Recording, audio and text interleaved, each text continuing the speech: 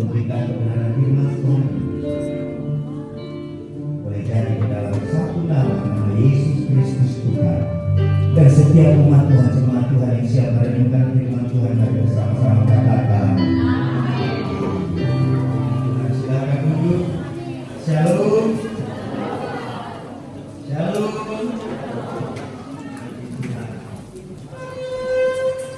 Ya, Bapak Ibu Saudara saudara Tuhan, hari ini hari istimewa. Ya, tentunya hari-hari minggu yang lainnya juga istimewa. Maksud saya istimewanya bahwa karena hari ini bertepatan dengan kita merayakan hari Pentakosta. Minggu lalu kita belajar waktu minggu kenaikan kita belajar bahwa Tuhan beri Roh Kudus kepada saudara dan saya, seorang penolong yang lain, pribadi ketiga dari Allah yang Esa, Alon Parakletos, Alos, yang lain tapi sama, dalam rangka supaya saudara dan saya dapat menghidupi kehendak Tuhan secara total. Dan hari ini puji Tuhan, seperti minggu lalu saya janjikan kita akan belajar tentang firman Tuhan tentang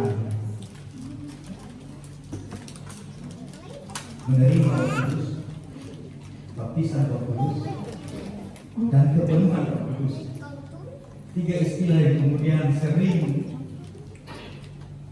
orang Kristen memperdebatkannya karena kenyataan-kenyataan. Begitu ya? Karena kenyataan-kenyataan, tanda kutip. Kenapa saya katakan begitu? Seperti pengajaran persepuluhan orang mulai berdebat karena kenyataan-kenyataan. Kenyataan-kenyataan tanda kutip. Banyak praktek-praktek yang menyelewengkannya, sehingga kemudian pengajarannya ditolak. Begitu. Kan jadi unik, no? Seorang bapak gereja, kalau tidak salah saya kuliah bilang begini, tinggal satu pilihan, nilai orang dari imannya atau nilai iman dari orangnya. Itu PR dan Tuhan. Maksudnya gini, kalau ada seorang yang namanya Markus, ada apa Markus, namanya Pak Yohanes juga Lukas. Kalau ada namanya orang seseorang yang namanya Lukas lalu korupsi masuk penjara karena dia Kristen, apakah iman Kristen harus dinilai dari orangnya? Lalu kemudian menyangkali kekristenan sebagai agama yang mengizinkan orang korupsi, atau sebaliknya melihat iman, ya, menilai iman yang mempengaruhi kehidupan orang yang mengimani. Dan puji Tuhan, Alkitab ajar kepada kita, hendaklah hidupmu berpadanan dengan Injil. Sederhananya, harusnya teori sama dengan praktiknya. Begitu kan? Jadi ketika kita belajar tentang kasih, mestinya kita menghidupi tentang kasih. Sekalipun kenyataannya orang Kristen ada yang hidup tidak saling mengasihi, tetapi bukan berarti kekristenan mengajarkan kebencian. Saudara bisa pahami? Makanya saya pakai pengantar itu tadi. Kenyataan-kenyataan yang membuat kadang-kala pengajaran atau pandangan teologi yang ditolak. Karena kenyataan-kenyataan. Ini sebenarnya panjang. Saya berharap di Misbah Keluarga kita bisa berdiskusi lebih panjang. Saya baru sadar kemarin ketika saya menjanjikan untuk membahas 3 perkara ini. Lalu apa yang terpenting dari 3 perkara itu? Lalu saya ingat ternyata kita minggu ini minggu perjamuan kudus, saya coba perlu singkat saja. Jangan sampai ada yang boleh dari belakang. Saya malu. Ya mari kita buka Alkitab kita. Langsung kejadian. Kisah para Rasul. Seperti biasa kita akan baca kebenaran firman Tuhan setiap. Sebenarnya ada beberapa nats di perjanjian lama yang bicara tentang pencurahan Roh Kudus ini, walaupun tentunya dalam konteks perjanjian lama ya. Mari kita lihat Kisah Para Rasul 2. Ketika tiba hari Pentakosta, bisa ditampilkan? Oke. Ketika tiba hari Pentakosta, jadi yang dimaksud oleh Lukas yang menulis Kisah Para Rasul ini, ketika tiba hari raya Pentakosta. Hari raya Pentakosta orang Yahudi. Oke? Gitu. Hari raya Minggu ke-7 atau hari ke-50 Pentakosta. Gitu toh? Pentagon sudut 5. Jadi yang dimaksud di sini adalah ketika tiba hari raya Pentakosta orang Yahudi. Nah, dan hari ini yang kita rayakan hari Pentakosta orang Kristen atau menurut iman Kristen. Seperti Paskah, orang Yahudi merayakan Paskah, demikian juga saudara dan saya merayakan Paskah, sekalipun dalam konteks dan pemahaman yang berbeda. Bagi orang Yahudi, perayaan Paskah adalah ketika mereka merayakan bagaimana nenek moyang mereka dibebaskan dari perbudakan di Mesir dengan tanda yang heran, dengan perkara yang ajaib. Bagi kita orang Kristen, itu hanya tipologi. Penggenapannya adalah ketika kita merayakan kebangkitan Kristus. Kalau orang Yahudi merayakan Paskah lewat karena kematian yang lewat ketika malaikat mau turun dan semua anak sulung mati, kita merayakan maut yang lewat, yaitu kebangkitan Kristus di hari pertama minggu itu, hari Ahad, hari Yom Ahad, hari pertama. Kemudian untuk mengingat dan merayakan kebangkitan itu, namanya hari disebut Hari Tuhan, Domingo. Jadi kalau ada saran, tidak usah sebut minggu, sebut saja hari Ahad. Emangnya gua pikirin.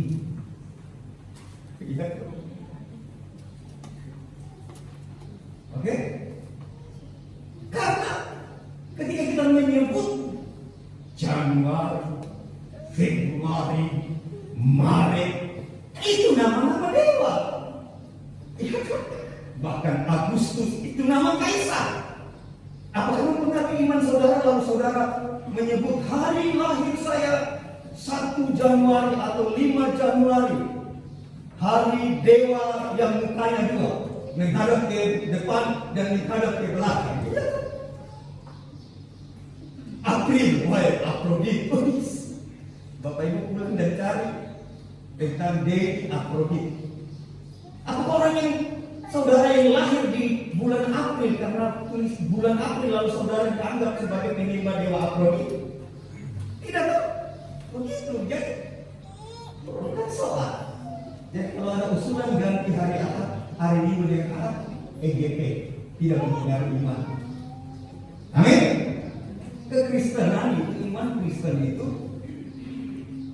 bukan iman yang terdiri hanya karena sebutan salah, nama berbeda, lalu kemudian runtuhlah semuanya. Tidak.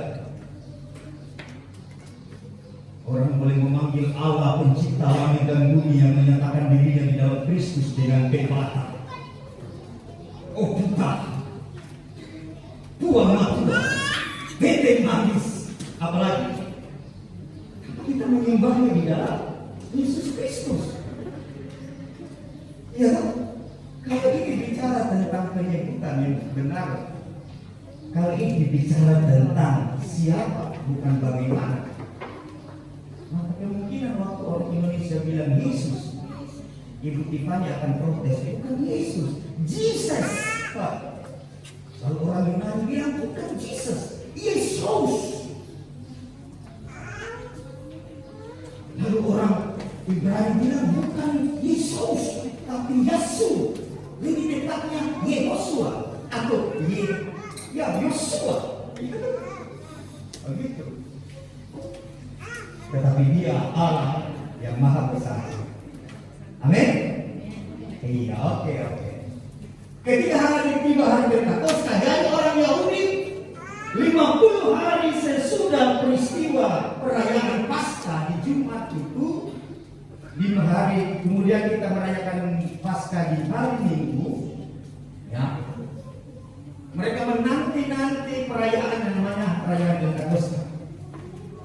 49 hari masuk ke 50 mereka rayakan. Perayaan dalam konteks mereka merayakan bagaimana nenek moyang mereka, dalam hal ini Musa, menerima Taurat, 10 hukum Taurat yang ditulis di Loh Batu di Gunung Sinai. Dan ketika mereka masuk dalam perjanjian, mereka merayakan Pentakosta sebagai perayaan pesta panen. Dan kemudian gereja Tuhan sekarang merayakan Pentakosta ini dalam konteks tadi tipologinya, ini penggenapan. Bukan hukum Taurat bahwa waktu yang diberikan kepada umat gereja Tuhan, tetapi Roh Kudus. Lebih dari 10 hukum Taurat yang ditulis di Loh Batu, ditulis di dalam hati. Jadi kalau orang Yahudi memperingati Pentakosta dalam konteks menerima Taurat, kita dalam konteks menerima Roh Kudus. Amin.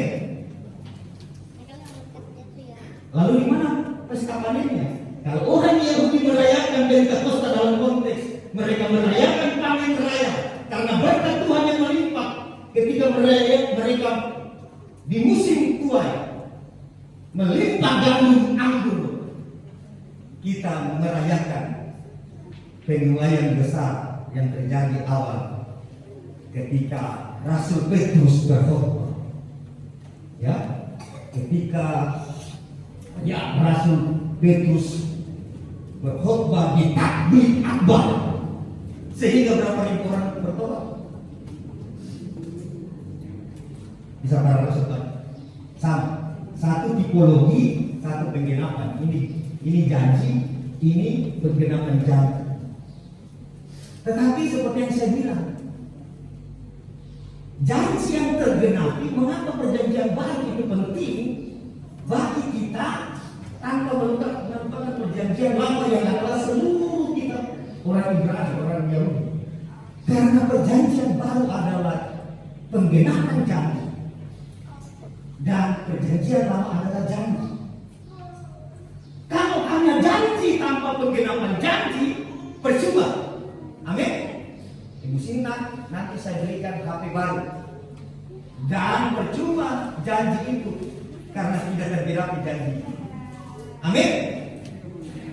Tetapi apalah gunanya juga saudara tahu dari mana bahwa itu janji yang tergenapi ketika kita tidak pernah membaca, kita tidak menerima janji. Tiba-tiba saya datang Ibu Sinta, ini HP baru. Kok tiba-tiba ya? Tetapi kalau dia tahu dia pernah dijanjikan, lalu digenapi janjinya. Haleluya. Amin. Amin. Makanya ketika kita bicara tentang Mesias Kristus Al-Masih di perjanjian baru, juru selamat, kita tahu karena ada janji. Amin. Dan percayalah kita bicara tentang janji akan penyelamatan, juru selamat lawanan Allah, kalau tidak digenapi. Makanya core belief salah satunya adalah Alkitab adalah firman Allah. Amin. Amin. Oke. Aja baru satu ayat belum nih.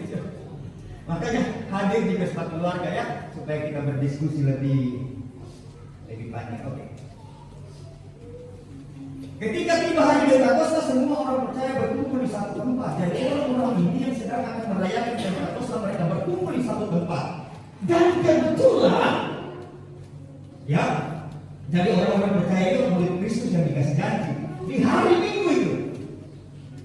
Bukan kebetulan sih. Kebangkitan Kristus menyatakan kuasa di hari pertama minggu itu. Dan peristiwa perayaan Pentakosta Yahudi itu dirayakan di hari Minggu ketika dihitung 50 hari. Dan orang-orang percaya yaitu murid-murid Kristus berkumpul menanti janji Tuhan dan genap 50 hari di hari Minggu, Roh Kudus dicurahkan. Oke, begitu. Jadi kalau ada orang berkata orang Kristen itu merubah waktu, tidak ada itu di Alkitab itu. Perintah untuk beribadah di hari itu. Mari sini kita ajak supaya kamu mengerti. Iya. Apakah suatu kebetulan ketika peristiwa Pentakosta, peristiwa Yesus menyatakan janjinya untuk memberikan penolong yang lain dan terjadi di hari Minggu, apakah kebetulan? Lanjut dulu.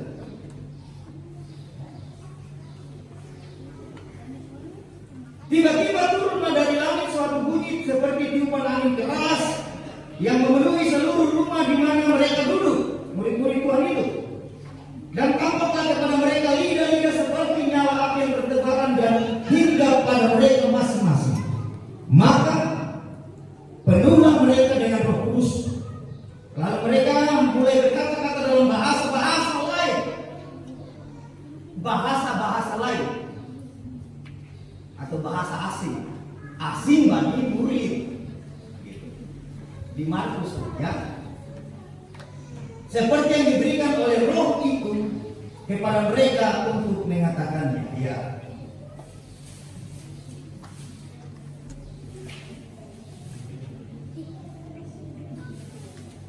Bapak Ibu Saudara yang terkasih dalam Tuhan, tadi saya katakan bahwa perayaan Pentakosta Kristen adalah penggenapan. Penggenapan dari janji pemberian Roh Kudus dan penyumayan jiwa-jiwa yang pertama. Sekarang langsung kita masuk saja. Pemberian dalam hal apa? Pemberian Roh Kudus yang bagaimana yang terjadi di hari Pentakosta itu. Oke, itu terjadi 2000 tahun yang lalu. Ya. Jadi hari Pentakosta terjadi 2000 tahun lalu tadi gereja. Pertanyaannya adalah pemberian Roh Kudus yang bagaimana yang terjadi pada hari itu. Itu yang kita mau pelajari. Paling tidak ada 3 tanggapan, ada 3 pandangan orang sehubungan dengan menerima Roh Kudus ini. Pandangan yang pertama, menerima Roh Kudus itu disamakan dengan pemateraian, dimateraikan oleh Roh Kudus. Sehingga orang yang memiliki pandangan seperti ini mengatakan tidak perlu dibaptis Roh Kudus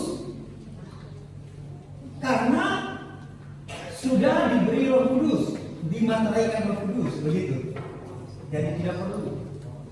Pandangan yang kedua menganggap bahwa baptisan Roh Kudus itu sama dengan kepenuhan. Memang karena ada di situ dikatakan tiba-tiba turunlah dari langit suatu bunyi seperti tiupan angin keras yang memenuhi seluruh rumah di mana mereka duduk, dan tampaklah mereka lidah-lidah seperti api yang bertebaran juga pada mereka masing-masing. Maka penuhlah mereka dengan Roh Kudus. Ada yang menganggap baptisan sama dengan kepenuhan. Dan pandangan yang ketiga membedakan antara pemberian Roh Kudus, diberi Roh Kudus dalam konteks dimateraikan, beda dengan baptisan Roh Kudus, atau lebih tepatnya dibaptis dengan Roh Kudus. Jadi Roh Kudus menjadi unsurnya, tanda kutip, elemennya. Nanti kita lihat ya. Kemudian beda dengan kepenuhan Roh Kudus. Kita lihat satu-satu pemberian Roh Kudus.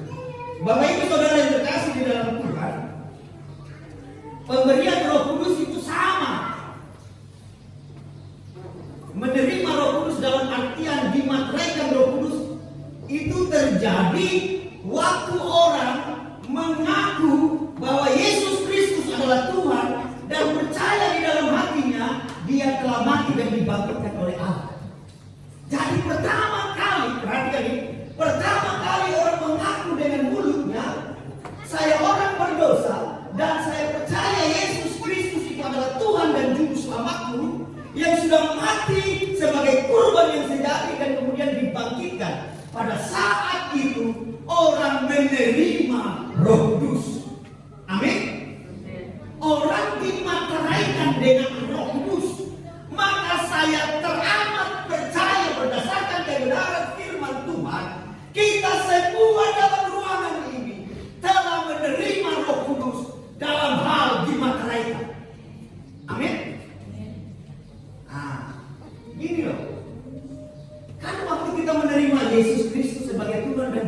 selamat kita. Seperti Yohanes 1 bilang begini di Injil Yohanes, bahwa diberi kuasa untuk menjadi anak-anak Allah, diadopsi menjadi anak Allah. Karena itu perlu materai yang mensahkan bahwa semua yang ada di ruangan ini adalah anak Allah. Amin. Amin. Anak Allah dimateraikan. Sekaligus dimateraikan, saudara dan saya adalah milik kepunyaan Allah. Amin. Sehingga kalau ada yang menghina, jelek sekali kau, balas saja jelek-jelek begini, milik Allah. Jelek-jelek begini sekalipun jasnya RB, anak Allah. Oke, anak Allah dimateraikan sebagai milik Allah. Sekaligus yang jelek-jelek ini baiknya Allah. Amin. Itu yang dimaksud dengan pemberian Roh Kudus ketika saudara menjadi orang percaya, menerima Roh Kudus. Nah, kita buka dulu kalau di Efesus.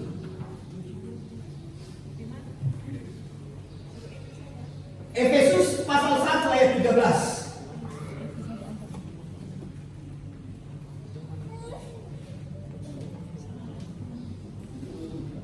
Efesus 1 ayat 13. Dan di dalam dia kamu juga, lalu ada keterangan di tengahnya, parafrase.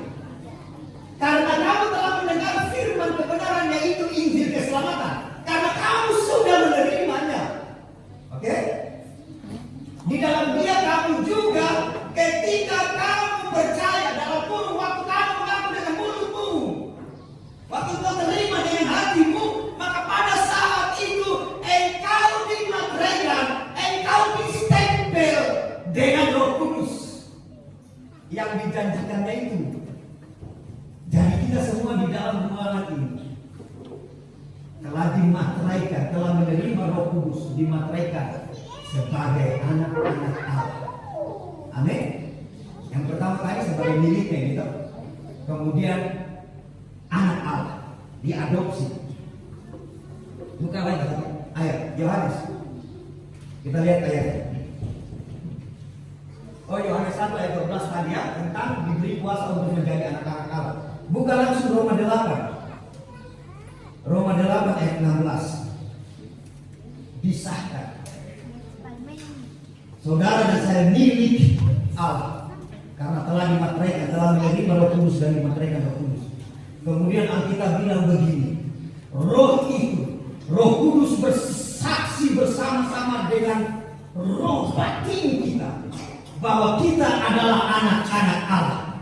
Amin. Jadi jangan ragu lagi Bapak Ibu Saudara yang terkasih. Ini janji.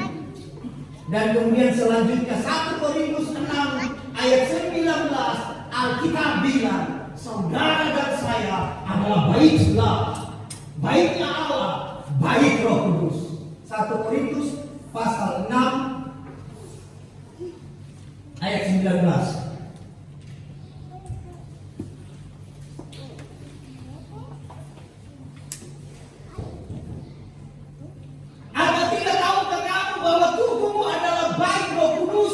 Yang diam di dalam kamu, dalam kurung, karena kamu telah menerimanya. Waktu kamu mengaku dengan mulutmu dan percaya dengan hatimu, Roh Kudus yang kamu peroleh dari Allah. Amin. Itu menerima dalam artian dimateraikan. Jadi jangan ada lagi yang ragu-ragu. Ya, saya ini anak Allah tidak. Saya ini milik Allah tidak. Saya ini baik Allah tidak. Kenapa kau tidak yakin? Soalnya kelakuanmu. Nah, itu tadi yang saya bilang. Itu tadi yang saya bilang. Bahwa kenyataan bukan berarti meniadakan firman. Kenyataannya bahwa ada, maka saya sebutkan di Lukas, Yohanes, Markus, bahkan Daniel.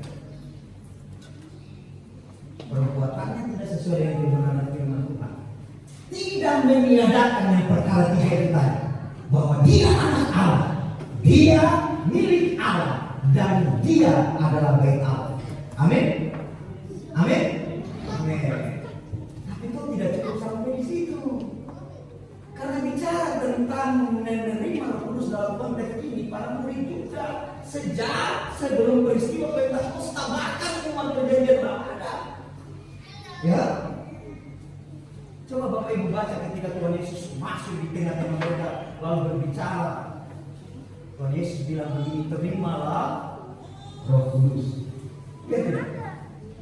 Maka Yesus menghembusi mereka, menafsir. Saya tidak tahu apa Tuhan Yesus begini.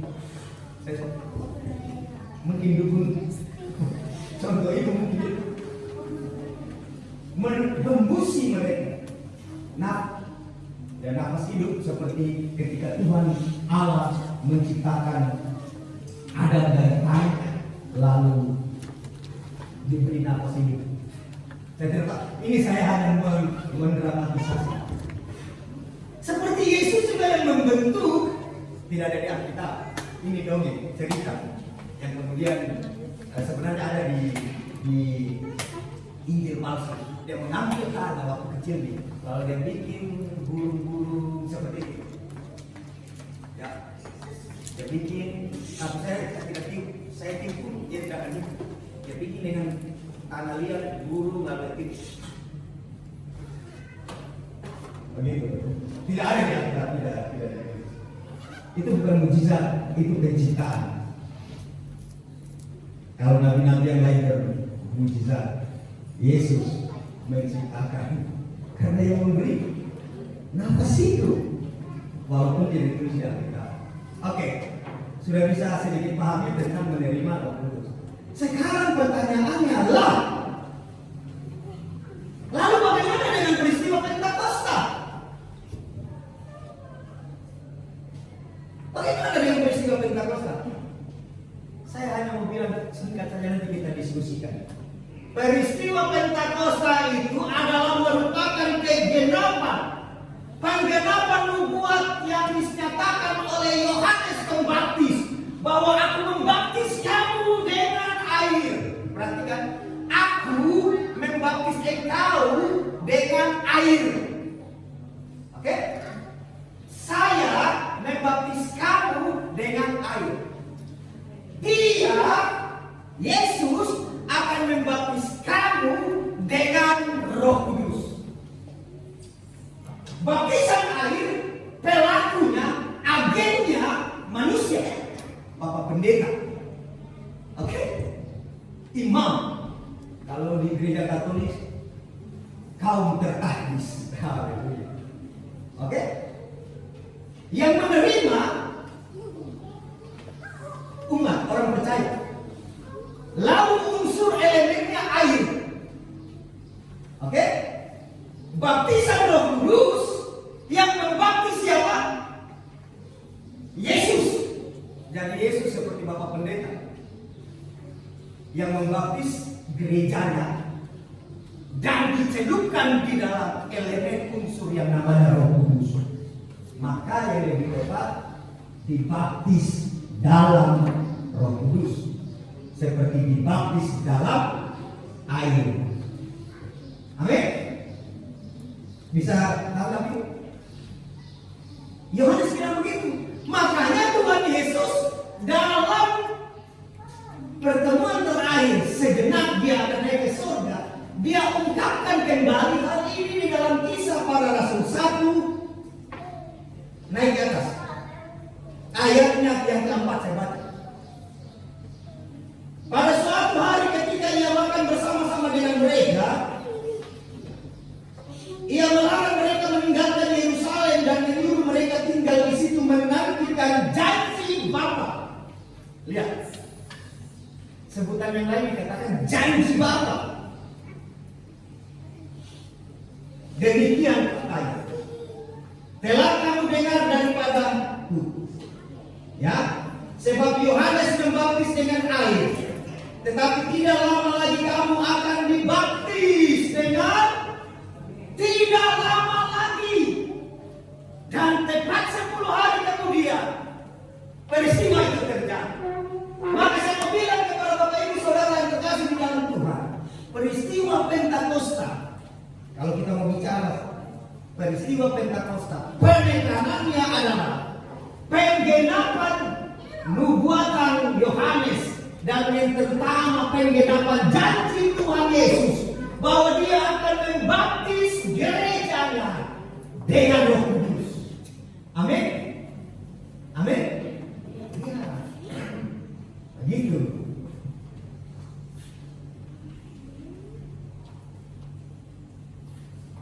Maka Bapak Ibu, saya mau garis bawahi pernyataan.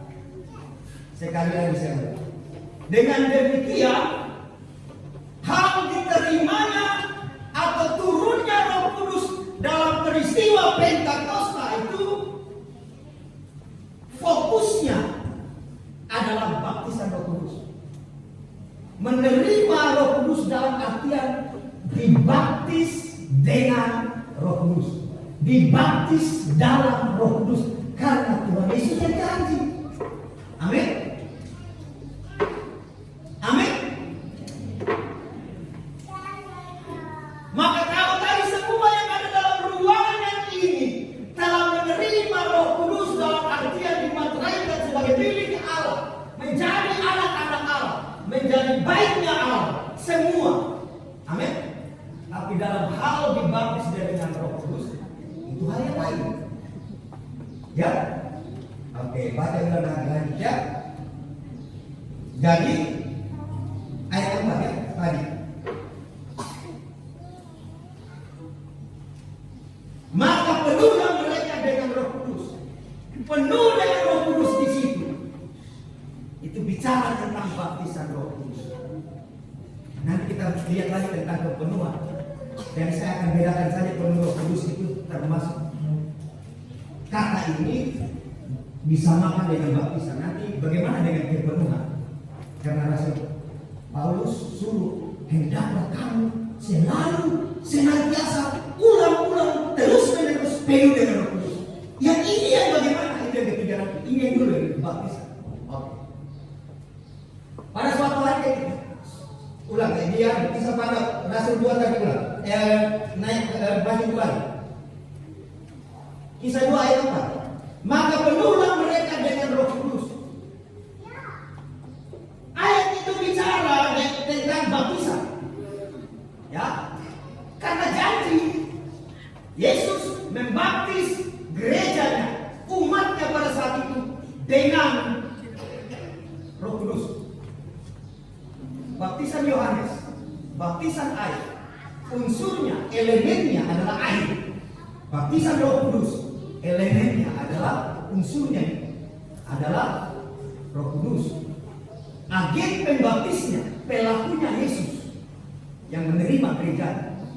Paralel sama dengan perjamuan kudus. Ada unsur, ada elemen yang namanya roti dan anggur. Sekalipun memang kita akan berbeda bicara tentang roti dan anggur. Karena ada yang bilang rotinya harus antaragi, rotinya harus dari kantor sinode misalkan, atau anggurnya harus tidak. Bagi kita elemen roti dan anggur itu tidak boleh tidak ada. Persoalan rotinya geroncong. Kalau tidak ada roti mau bikin apa? Geroncong itu roti. Iya tuh. Ya. Bahkan ale-ale, anggur ale-ale itu anggur. Unsurnya tidak boleh hilang. Dipimpin oleh imam, agennya. Maka kemudian imam berkata, terimalah roti dan anggur ini adalah tanda sekaligus materai. Paralel tidak dengan baptisan penerima Roh Kudus tadi, dimateraikan dan sekaligus tanda. Tanda itu bicara sesuatu hal yang lain untuk menggambarkan hal yang lain. Sederhananya begini, itu tanda. Taruh jari di bibir itu tanda untuk menggambarkan boleh mabok. Ya, jangan ribut. Anggur itu tanda untuk menggambarkan darah. Tapi bukan hanya sekedar tanda, tapi materai, sehingga ada misteri yang bekerja di dalam perjamuan kudus. Maka gereja harus hikmat. Persoalan saudara mengekspresikan mengekspresikan kehikmatan itu yang berbeda-beda. Makanya saya suka. Saya berapa kali hadir di gereja Katolik, kemudian di misa, lalu mau ekaristi, lalu pastor umumkan yang menerima ekaristi hanya yang Katolik, maka kita dekat diri. Tetapi ketika umat datang dengan sikap yang hormat, ya, ya, ekspresi hikmat yang bolehlah saudara lebih bahagia. Saya mau belajar itu ekspresi. Saya tidak tahu. Ini bicara hati loh. Tapi menjadi hal yang unik juga kalau Bapak Ibu maju di meja pertemuan Bapak. Saking bahagianya. Bahkan karunia tunduk kepada nabinya. Karunia bahkan tunduk kepada. Bapak Ibu saudara yang terkasih, saya mau bilang, berapa kali waktu kita memuji menyembah Tuhan, kerinduan untuk menari, berputar-putar di tempat itu. Tapi nanti jadi aneh bagi Bapak Ibu saudara. No? Jadi hal itu tunduk kepada saya. Maka untuk mengekspresikan itu, tidak ada orang di sini bisa menari. Coba kita penyembahan Bapak Ibu ini, saya takutkan belakang. Ya kan? Bahkan karunia tunduk kepada orang yang dikaruniai. Amin. Nanti bagian Korintus namanya karunia itu. Saya memiliki misalkan karunia kesembuhan. Karunia kesembuhan itu tunduk kepada saya yang memiliki karunia kesembuhan itu. Tidak setiap saya ketemu orang sembuh. Saya sembuhkan. Iya dia. Maka memang akhirnya berkhotbah bilang untuk segala sesuatu ada waktunya, ada waktu untuk kumpul-kumpul batu, ada waktu untuk ya toh.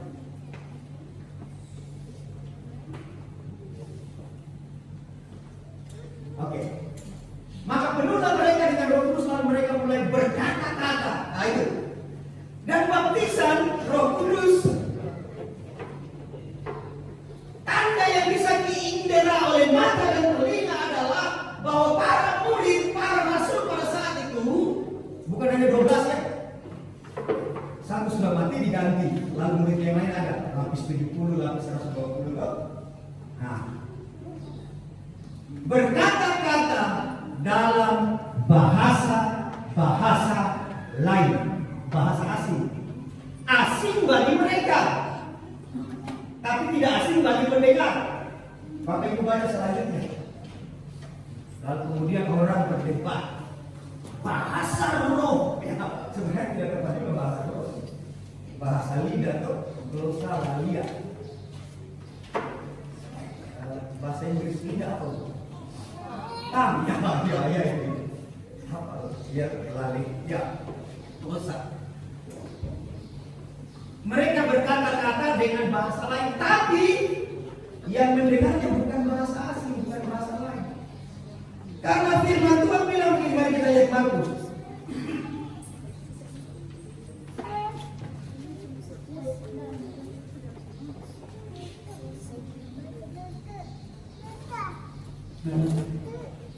Markus 16 ayat 17 bilang begini. Tanda-tanda ini akan menyertai orang-orang percaya. Mereka akan mengusir setan-setan.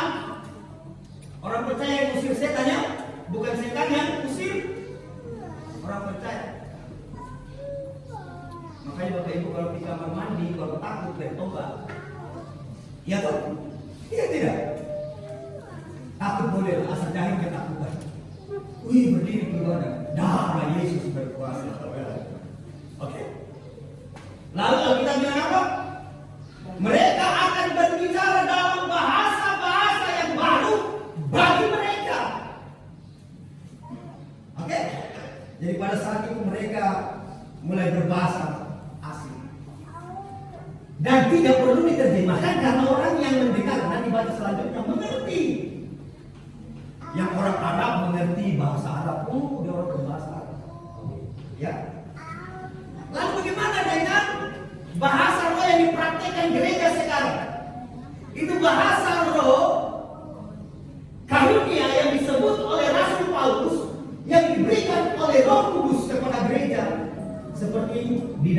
Korintus yang perlu ditafsirkan. Oke? Yang perlu ditafsirkan.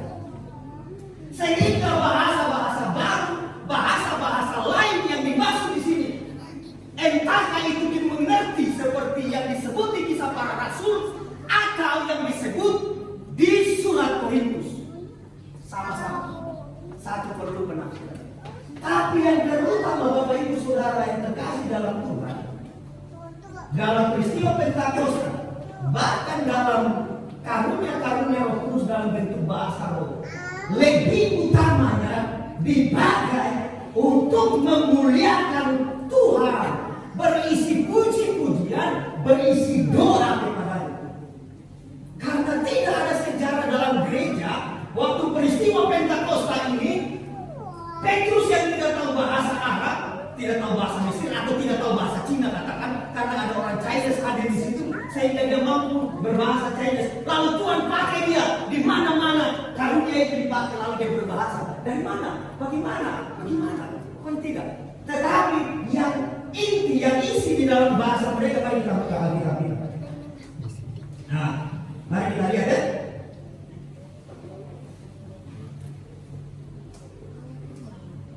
Ayat 9 bicara tentang bahasa-bahasa itu.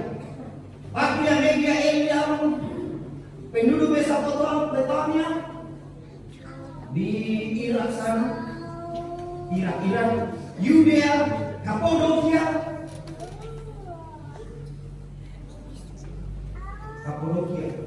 siapa yang mau pergi?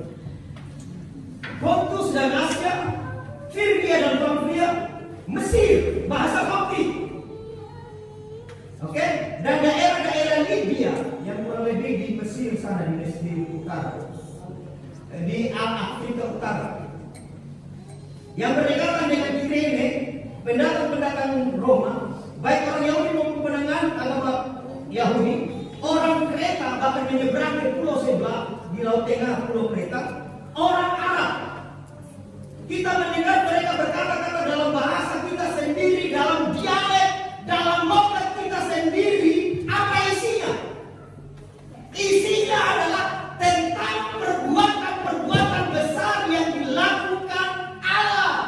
Isinya puji-pujian, isinya penyembahan, isinya segala kemuliaan bagi Allah. Amin. Jadi mungkin ya, kalau ada orang Tionghoa hadir di situ, orang Tionghoa akan dengar cincang, lalu mereka dengar, wih, artinya itu begini.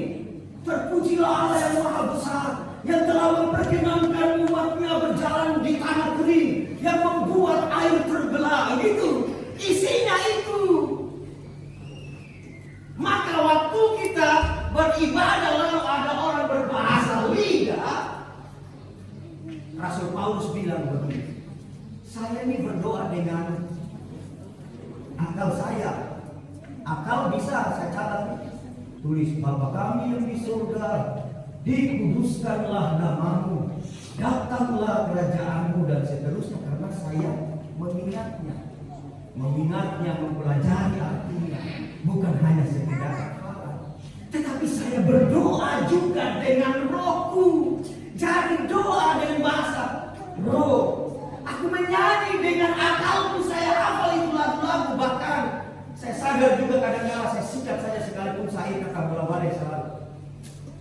Ya. Tetapi saya juga menyanyi dengan roh. Amin.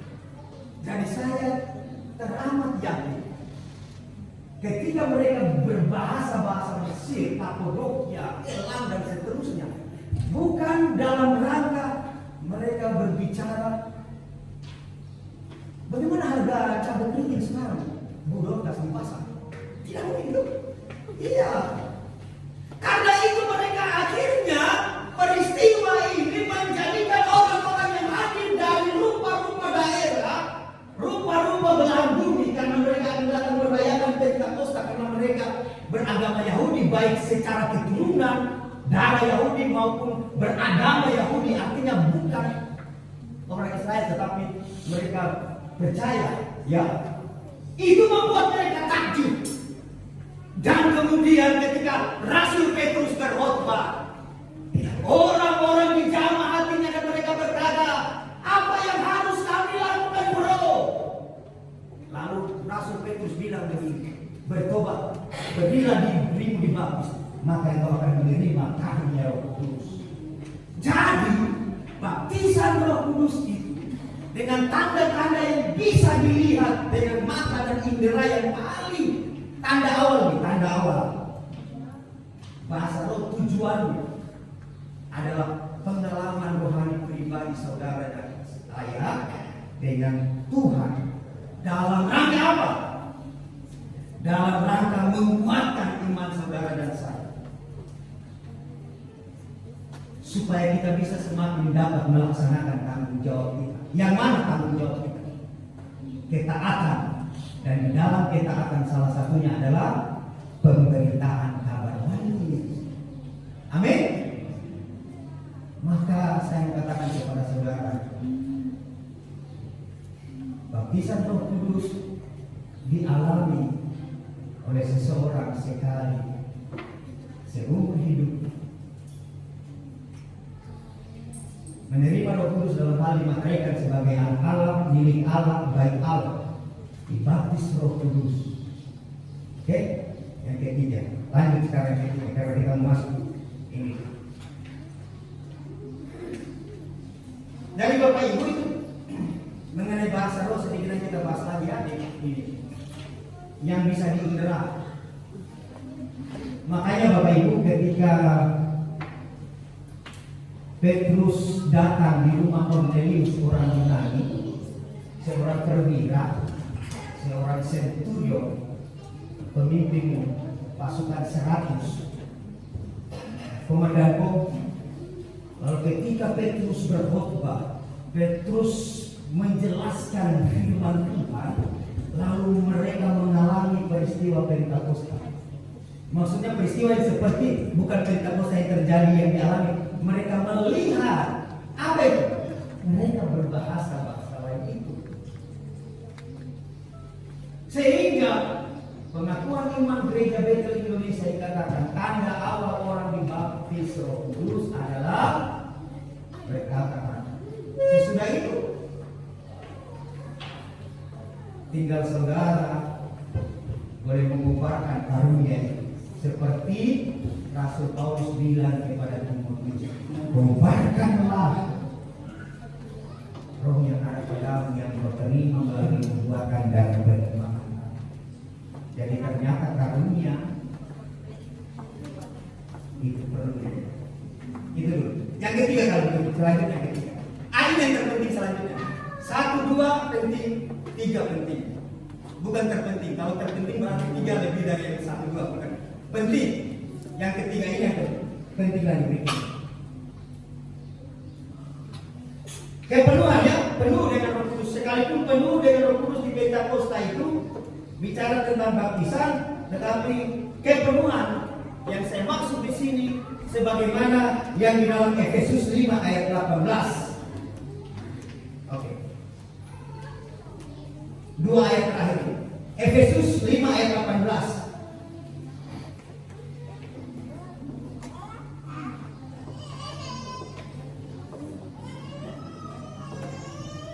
Dan janganlah kamu mabuk oleh anggur, karena anggur menimbulkan hawa nafsu.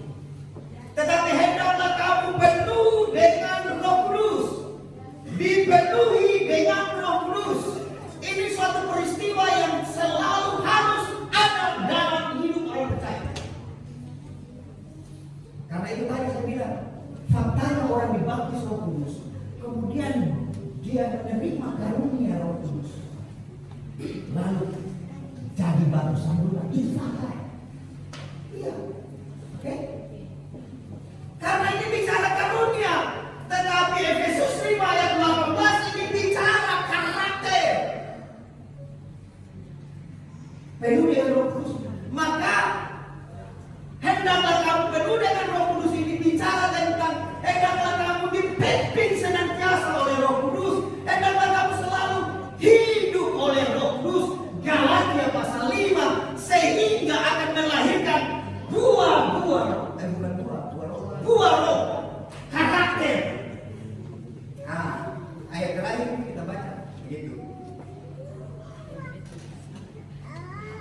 Galatia pasal 5. Kita buka Galatia pasal 5 ayat 16. Baru kita lihat.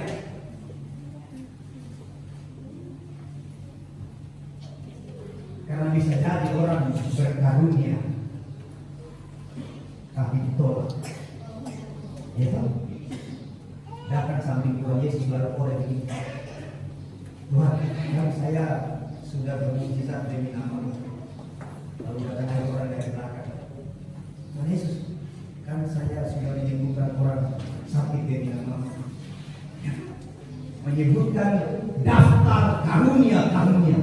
Tetapi Yesus bilang begini, beta saya mengenal engkau, enyala engkau orang yang berbuat jahat. Itu bicara karakter. Amin.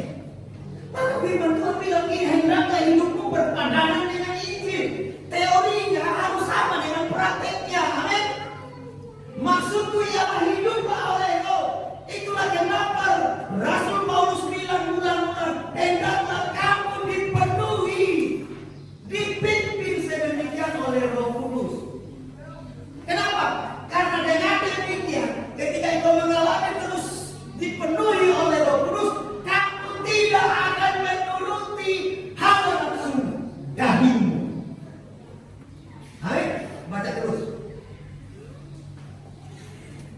Terus ayat 17.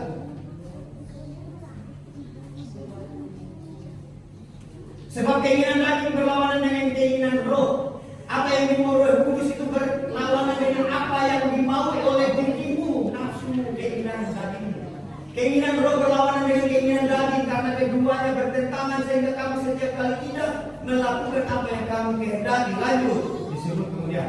Akan tetapi jikalau kamu memberi dirimu dipimpin, jadi itu penuh dengan Roh Kudus adalah penyerahan total diri untuk dipimpin oleh Roh Kudus. Amin.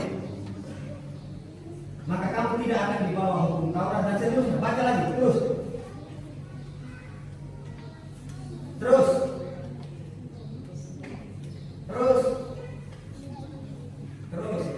Ini kerajinan. Nanti kita lanjut. 22. Ketika engkau terus dipenuhi Roh Kudus, mengalami kepenuhan Roh Kudus dalam sepanjang hidupmu, dipimpin, tadi disebut kata dipimpin, hidup oleh yang menghidupkan, maka ini yang terjadi padamu. Engkau akan mengalami kasih, sukacita, damai sejahtera, sabar, murah hati, baik, kesetiaan. Ayat 23. Kelebaran ayat 23 terus. Kuasai diri. Ya. Ini namanya karakter. Yang pertama kali bicara karunia. Maka karakter ini akan memuliakan Tuhan. Amin. Di mana-mana kita tidak ada orang bilang begini, tidak ada kamu, tidak ramai ini pertemuan. Tidak ada kesan tanpa kehadiran. Kita penting nama Tuhan yang dimuliakan. Amin. Lalu dalam konteks perayaan Pentakosta seperti penekanannya pada baptisan tadi, bagaimana supaya menerima? Mintalah seperti yang akan diberi Roh Kudus. Tapi bicara minta itu erat hubungannya dengan percaya dan rindu. Kalau saudara tidak percaya, saudara bimbang, akan susah untuk meminta dengan kerinduan. Amin. Nah, itu sampai sini dulu. Kita mari siapkan nanti kita nanti kita diskusikan ya. Diskusikan kembali di mesbah keluarga 3. Bagi yang memimpin diskusi silakan saudara renungkan kembali firman Tuhan. Lalu mungkin ada yang hendak saudara bagikan, silakan di mesbah keluarga. Dan sekiranya ada yang ingin saudara tanyakan, mari kita diskusikan, kita cari jawaban. Mari siapkan hati kita mau masuk ke dalam. Mari pelayan, silakan.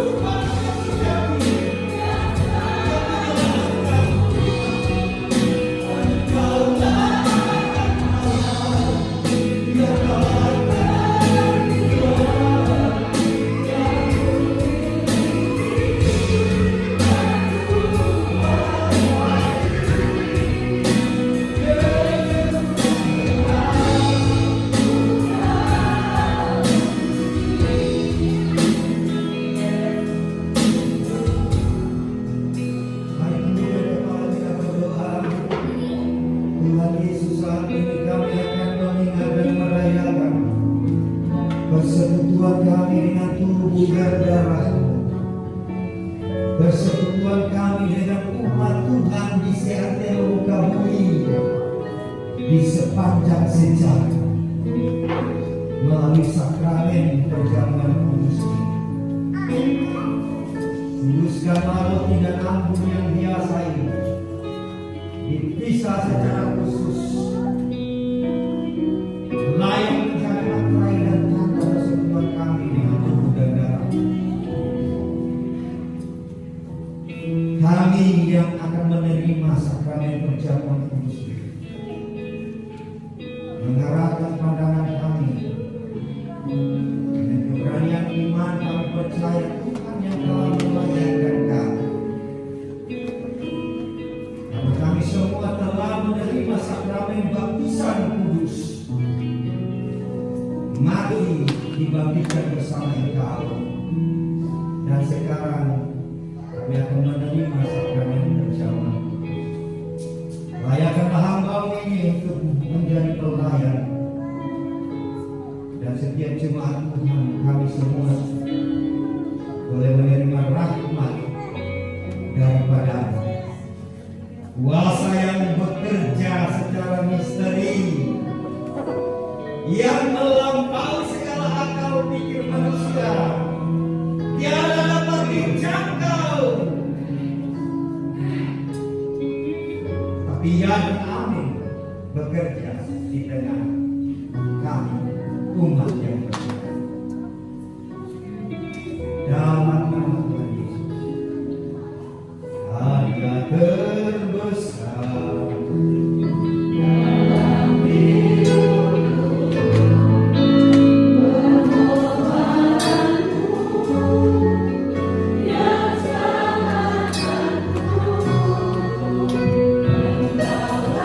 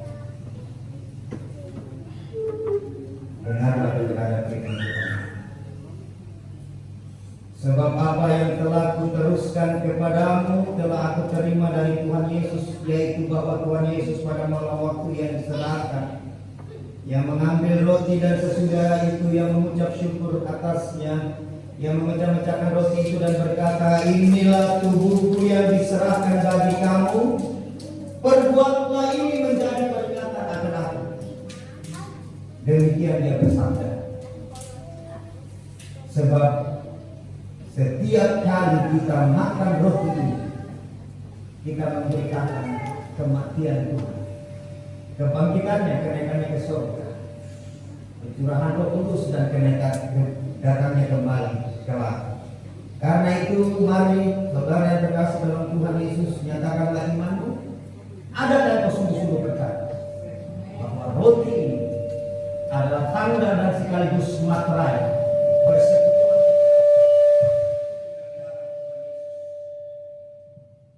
Adakah kau sungguh-sungguh percaya? Amin. Mari kita makan dalam nama Tuhan Yesus.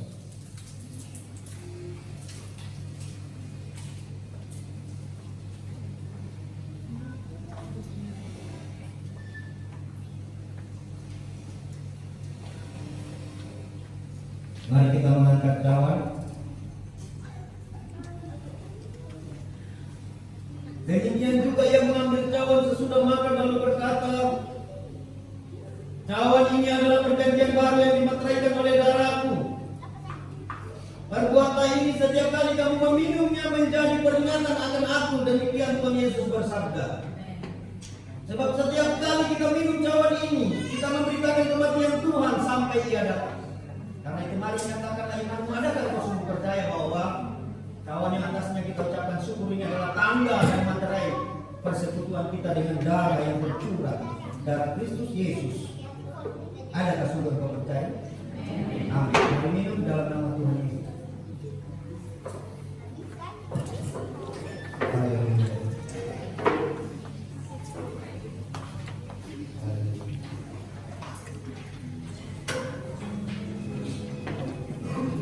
Kita akan merespon firman Tuhan dan sekaligus perjamuan Tuhan. Kita mohonkan Tuhan melamar kita semua.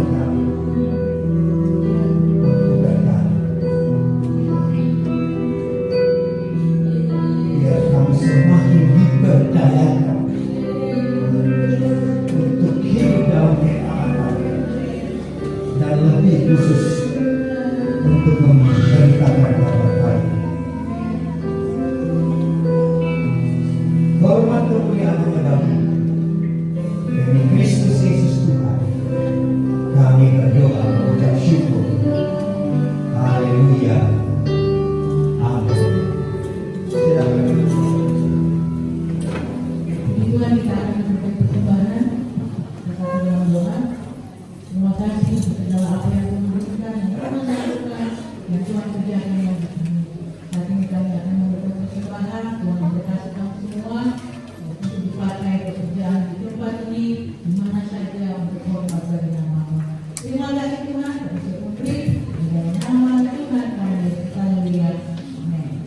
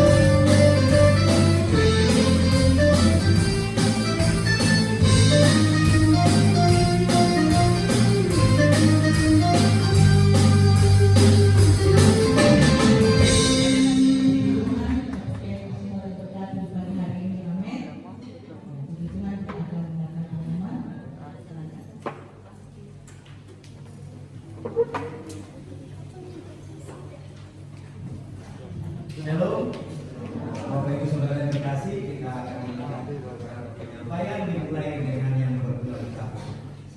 Yang berulang tahun hari ini ya akan kasih berkah. Haleluya. Tadi kami beri kejutan dia kue ulang tahun, sepotong roti dipakaikan lilin. Hanya demi sukacitanya. Haleluya. Kemudian Bapak Hans Mamori pada tanggal 7 Juni yang Bapak Pundrak Berhitung tanggal 8 Juni dan Bapak Leo Limowa tanggal 8 Juni. Ya. Karena itu maka akan terjadi perubahan mesbah keluarga. MK1 akan dilaksanakan hari Selasa tanggal 7 Juni. Biasanya kan MK2 duluan. Saya berharap sejak hari ini kita tetapkan bahwa MK1 di hari Selasa dan kemudian hari Rabu MK2. Ya. Ya. Ibadah Mesbah Keluarga 1 yang menjadi tuan rumah Bapak Stephen Wijaya. Kemudian musik Bapak Vincent yang akan memimpin diskusi. Maaf ada kesalahan. Ini yang mengetik berbeda ya. Ya, ternyata kesalahan. Jadi yang akan memimpin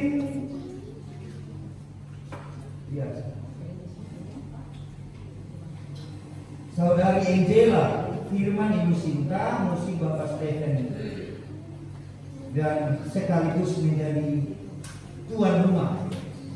Pada hari Rabu, MK2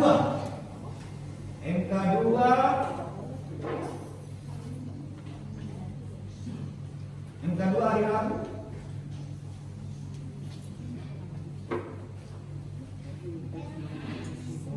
Yang akan memimpin pujian saudari Jennifer, musik saudari Pasha, firman diskusi akan dipimpin oleh Ibu Desi begitu dompet, tuan rumah keluarga Bapak Kundran begitu. Karena hari tanggal 8 Juni ini Bapak Kundran begitu berulang tahun. Asik. Ini kemungkinan makan gratis. Soalnya yang kedua biasa mengirim makan minum ringan. Khusus MK2 kali ini mabes makan besar. Perlu itu makan-makan, tapi jangan sampai makan menghalangi ibadah. Ya dong? Oke. Hari Kamis latihan seperti biasa jam 7:30.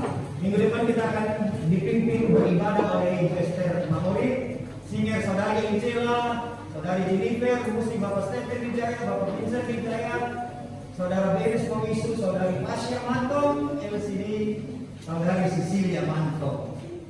Kemudian MK3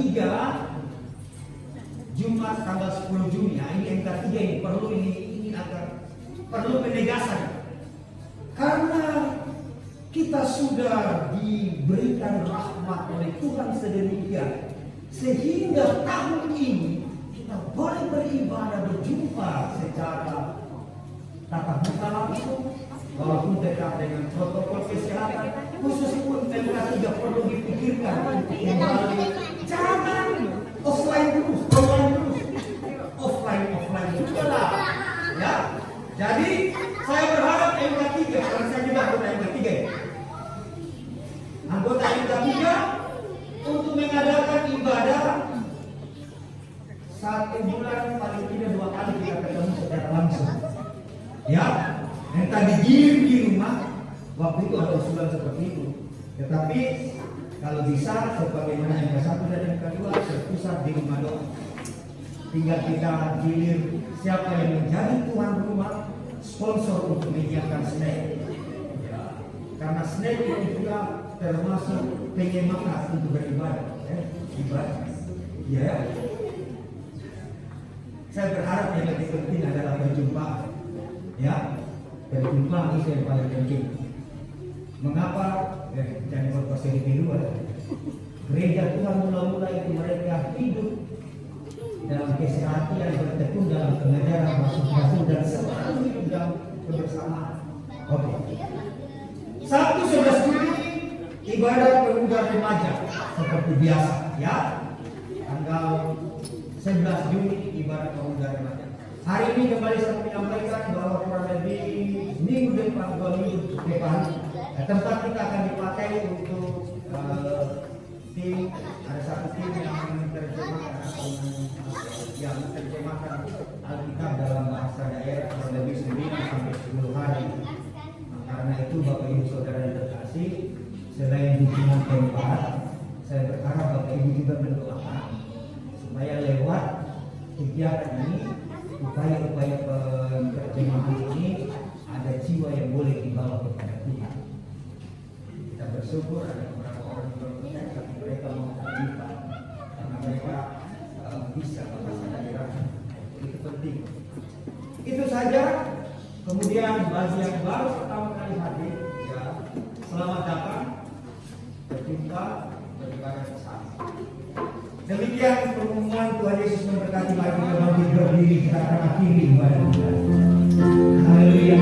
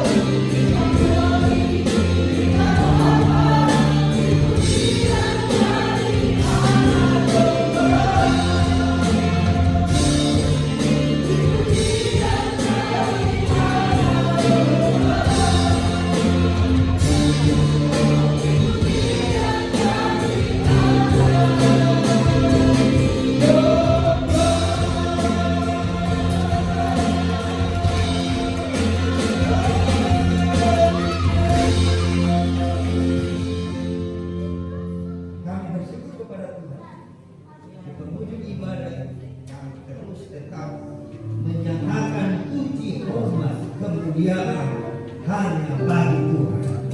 Terima kasih. Ini saatnya kami akan kembali ke rumah kami masing-masing. Sebelum berpisah satu dengan yang lain, mari Tuhan tumpangkanlah tangan-Mu atas kami semua supaya kami boleh menerima berkat. Terkhusus berkat orang-orang yang diutus kembali dalam hidupnya untuk memberitakan kabar baik melalui kata-katanya, melalui perbuatannya, supaya banyak orang boleh berjumpa dengan Tuhan. Tuhan memilih menetapkan sehingga semua kami boleh menjadi satu umat yang diurus oleh Tuhan. Karena itu Bapak Ibu Saudara, kembali dalam kehidupanmu, arahkanlah hati dan pikirmu kepada Tuhan. Angkatlah kedua tanganmu dengan iman.